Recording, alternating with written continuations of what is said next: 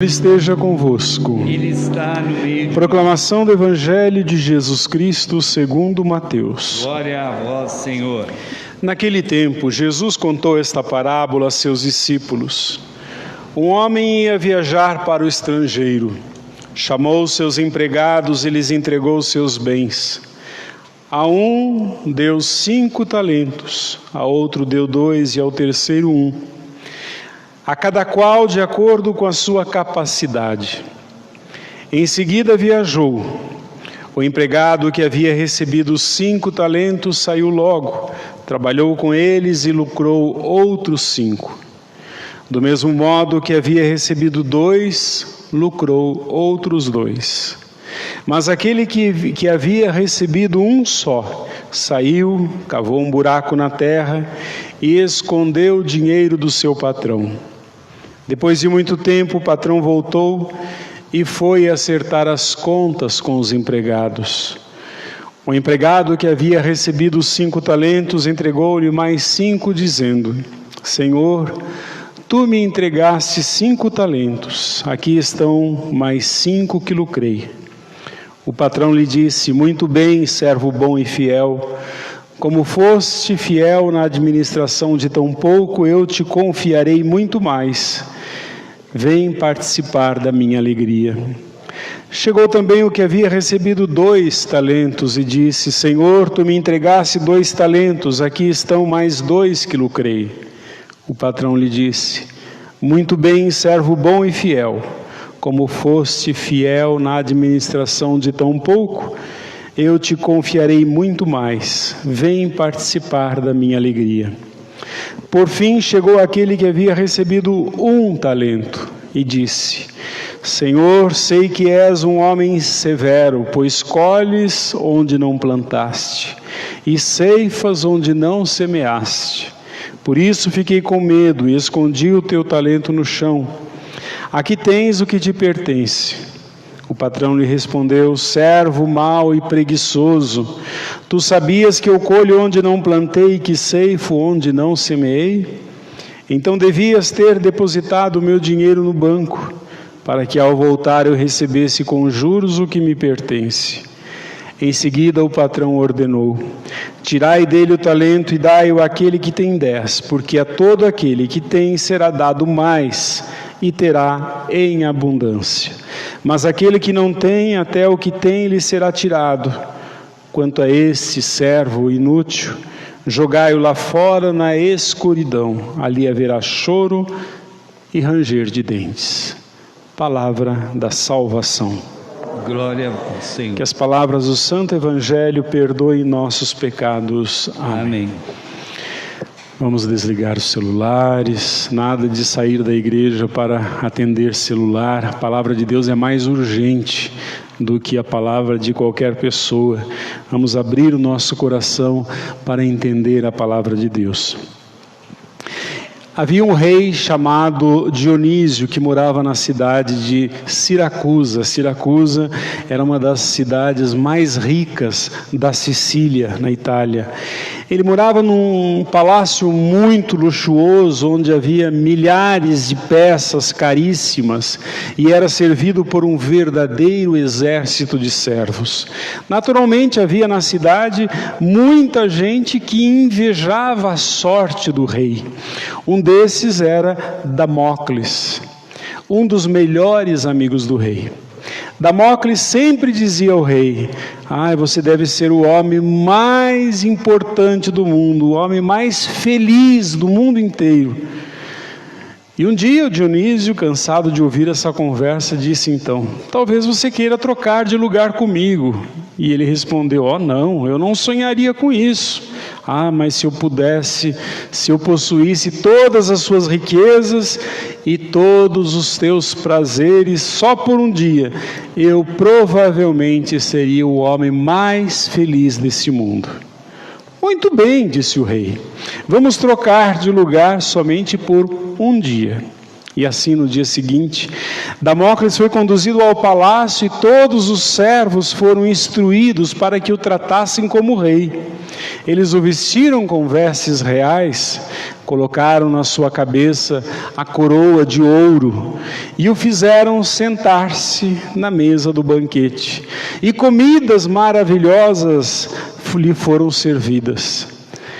Havia vinhos caríssimos, belas flores com perfumes raros e uma música maravilhosa no fundo. E assim, ele se deixa afundar na poltrona real. Isso é que é vida, suspirava ele. Ele então olhou para Dionísio, que se sentava do outro lado da mesa, e lhe disse: eu nunca me senti tão satisfeito e feliz em toda a minha vida. E enquanto ele levantava a taça para os lábios, ele olhou para o teto e havia um objeto estranho ali. O que era aquilo que estava pendurado sobre a sua cabeça, quase tocando na sua cabeça? O sorriso de satisfação então desapareceu dos seus lábios, o seu rosto ficou branco. As suas mãos tremiam e ele não queria mais nem comida, nem vinho e nem música. Diretamente acima dele, acima da sua cabeça estava pendurada uma espada, presa no teto apenas por um fio de crina de cavalo. E assustado pelo fato de que qualquer movimento pudesse romper aquele fio e derrubar a espada, ele ficou ali congelado na sua poltrona sem se mover. O que há de errado, amigo? Perguntou o rei Dionísio. Parece que você perdeu o apetite? E ele apontava para cima e dizia: a espada, você não está vendo? E respondeu Dionísio: claro que sim, eu a vejo todos os dias, ela está sempre balançando sobre a minha cabeça, e sempre há a chance de alguém ou alguma coisa cortar o seu fio. Talvez um dos meus conselheiros invejosos do meu poder tente me matar, ou alguém poderia espalhar mentiras a meu respeito e fazer as pessoas se voltarem contra mim. Ou talvez um reino vizinho mande um exército para me arrancar do trono. Ou talvez tome alguma atitude impensada que me derrube do poder. Se quer ser um líder, você tem que aceitar esses riscos. Eles vêm junto com o poder. Aí Damócles então disse: eu vejo agora que estava errado e que você tem muitas coisas para se preocupar do que simplesmente se preocupar com riqueza e fama. Por favor, tome de volta o seu lugar e me deixe voltar para a minha velha casinha. Meus irmãos, um dia Deus irá julgar a todos nós e seu julgamento será feito de acordo com os talentos que Ele nos deu. Quanto maior o seu talento, maior a sua responsabilidade. No texto bíblico, talento era dinheiro. Um talento valia exatamente 6.000 denários. O denário valia um dia de trabalho. Mais tarde passou a designar então o talento das pessoas, os dons das pessoas. A parábola mostra a maneira antiga dos senhores tratarem os seus escravos. Enquanto estivesse ausente, o Senhor cuidaria dos seus interesses através dos seus servos. Naturalmente que o Senhor desejava lucrar com as suas posses, mesmo na sua ausência. Assim, os escravos tinham duas possibilidades de fazerem o dinheiro render, do patrão: arar a terra e fazê-la produzir, ou depositar no banco para render juros. Um talento equivalia a 6.000 dias de trabalho. Isso significa que seriam necessários quase 20 anos para que um homem ganhasse essa importância. O que significa uma vida inteira de trabalho. E desta forma, o servo que recebeu 5 talentos, recebeu uma quantia que lhe exigiria mais de 90 anos para adquirir. Então, por esses números, Jesus quer mostrar ao homem as grandes responsabilidades que Deus confiou aos seus servos. Meus irmãos, nós não podemos brincar com a nossa vida, não podemos brincar com a nossa vocação. Todos temos um motivo para estarmos neste mundo, e não importa o quão insignificante pareçam os nossos talentos, devemos ter consciência da sua importância e da importância que eles têm para o mundo em que vivemos. Uma coisa nos dificulta a expressão dos nossos talentos e habilidades: é o medo. No versículo 25 nós lemos: eu tive medo e fui esconder o teu talento na terra. Interessante que esse homem ficou paralisado, não por algo concreto que lhe havia acontecido. O que o paralisou e não o deixou agir foi o medo. Numa clínica havia uma placa assim que dizia: o câncer tem cura, mas o medo do câncer é fatal. Então esse homem representa todos nós, quando nós fugimos da nossa vocação e da nossa realização. Eu conheço pessoas inteligentes, empreendedoras, que têm tudo para vencer, mas não conseguem realizar um único sonho. Nós muitas vezes deixamos de ser empreendedores por causa dos ciúmes dos outros, ou da incompreensão dos outros. Não damos passos mais largos porque tememos ser rejeitados no grupo ao qual pertencemos. O homem da parábola tinha que fazer algumas mudanças se quisesse fazer render o dinheiro. Nós temos medo de mudanças. Nós morremos de medo de mudança. Tem gente que nasce, casa, separa, casa de novo, e fica sempre na mesma situação, na mesma casa, morando no mesmo bairro, do mesmo jeito, porque tem medo de mudar. O nosso desejo de segurança é muito grande. Quando a criança nasce, ela chora, ela não quer mudar, ela não quer sair do conforto, ela não sabe que mudar faz bem, que muita segurança vai impedir a sua evolução. Na Segunda Guerra, conta-se que alguns alemães preferiram não ver o que acontecia nos campos de concentração, pois se vissem, teriam que agir. Então é melhor não ver.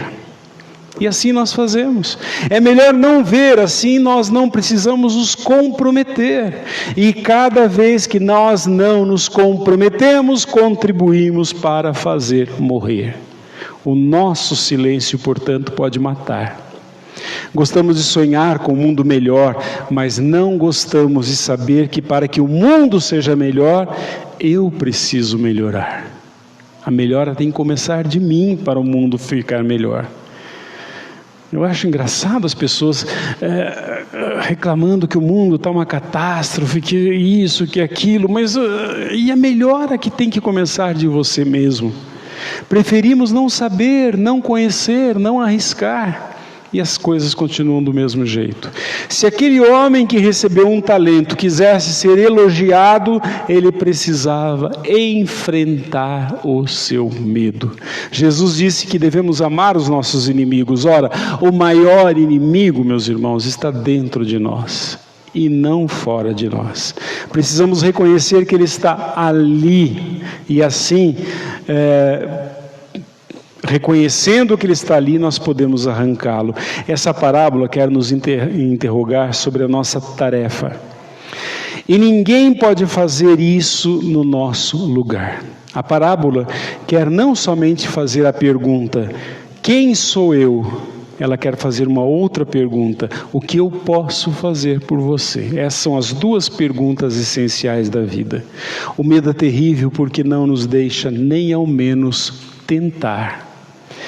Há um tempo atrás assisti um filme muito bonito com um menino que andaria 2.000 quilômetros para encontrar o seu pai. 2.000 quilômetros a cavalo para encontrar o seu pai. No caminho ele ficou exausto, cansado, faminto. Ele pediu comida para uma mulher, bateu na casa da mulher e pediu comida. E a mulher perguntou para ele: o que você está fazendo? Eu estou procurando meu pai, mas eu tenho mais de 1.000 quilômetros pela frente. E a mulher falou para ele: não adianta, você não vai conseguir. Você não vai conseguir. E ele respondeu: se eu não conseguir, pelo menos, não será porque não tentei. Se eu não conseguir, não será porque eu não tentei. Meus irmãos, inclinemos a nossa cabeça, fechemos os nossos olhos. Examinemos a nossa vida. Examinemos nossas ações. Será que nós também não enterramos o nosso talento por medo? O medo do julgamento das pessoas, da incompreensão? Será que não deixamos de fazer o bem só porque dependemos da aprovação dos outros? Quais são os talentos que Deus te deu? E o que você tem feito com eles? Será que você se julga pequeno, ou os teus talentos são tão insignificantes que não vale a pena fazer nada? Um dia nós compareceremos na presença de Deus e Ele vai nos julgar segundo os talentos que Ele nos deu. Como São Francisco de Assis, peçamos também a Deus que nos torne seus instrumentos de paz, que levemos o amor onde existe ódio, perdão onde existe ofensa, união onde existe a discórdia, a fé onde há dúvida e a verdade onde há o erro.